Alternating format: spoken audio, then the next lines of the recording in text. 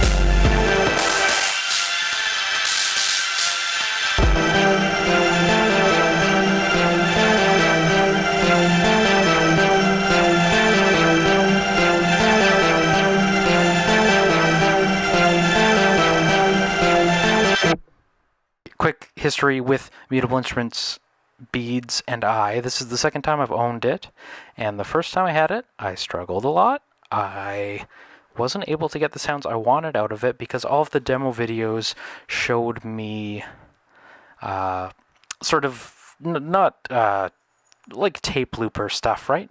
And the manual is heavy on that sort of stuff too, so what I wanted to sort of show in this video today, because there is a lot of depth here. I know I say that in every video, but like I'm never going to be able to quickly and comprehensively cover everything here. But what I do want to cover here is what I use beads for, and it is making this crazy pitch shifting atmospheric delay thing, almost like reminiscent of Desmodus Versio, which I also love, and it sounds like this.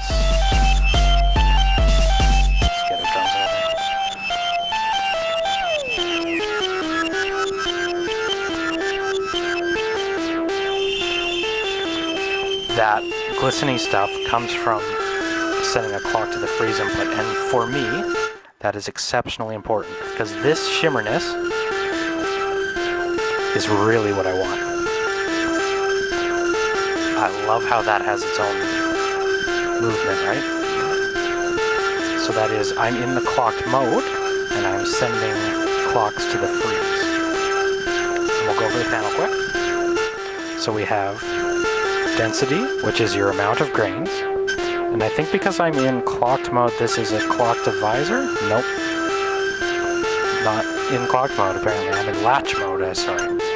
So this is more density of grains in a rhythmic pattern, and this is more density of grains that overlap, I believe.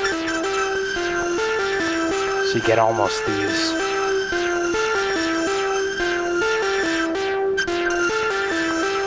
No, these are overlapping, but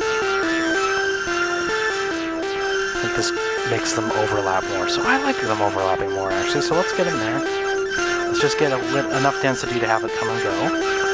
And then I like to do...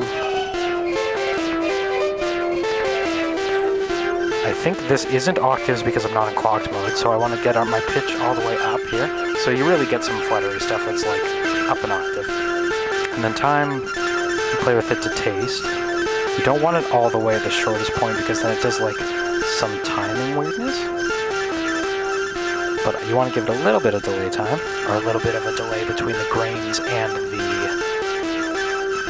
incoming audio.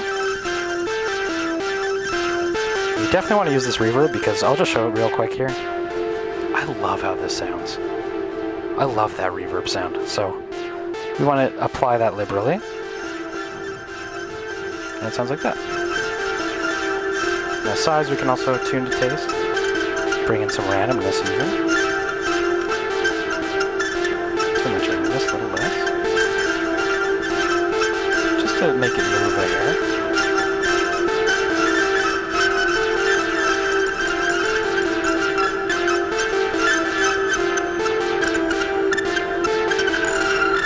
Yeah, I think we need some more density actually. Let's try the other one.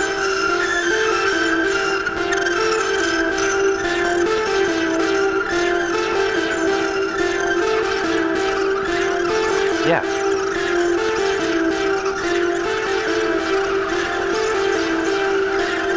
Bring in a little bit of Desmodus. Oh, just sounds so dreamy, right? I really like that. What else can I tell you about beads? These 4 modes are different sample rates. So they use terms to describe them like scorch tape, like clean digital versus cold digital. And I like to use the most digital sound, I think. Let's hear it actually. Let me switch over. Oh, you know what? No. The hi-fi-ness is good. The hi-fi-ness is good. Okay, I'm going to use the white mode. Yeah, less bit reduction.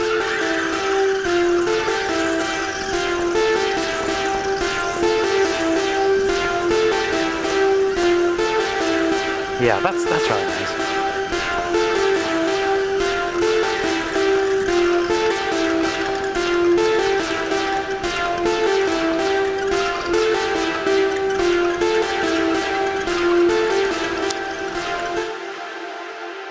Yeah, there's so much you can do with beads. I wouldn't even scratch the surface with rambling about, but I wanted to ramble about that because it's really important. Mutable, what could you say about Mutable? What could I say about Mutable that far smarter people haven't already said? Legendary Eurorack company. Emil was a genius. Emil did amazing things and very honorably, I guess, very selflessly made almost all the modules open source at the end of the Mutable Instruments time here in Eurorack world, I guess. So yeah, thank you, Emil. Thank you. The final module they put out was beads, and yeah, something as deep as that is something you need to explore for yourself. But this is my favorite use of granular synthesis. All right, I'm Tafony. Thank you very much. Take care. I'll talk to you soon.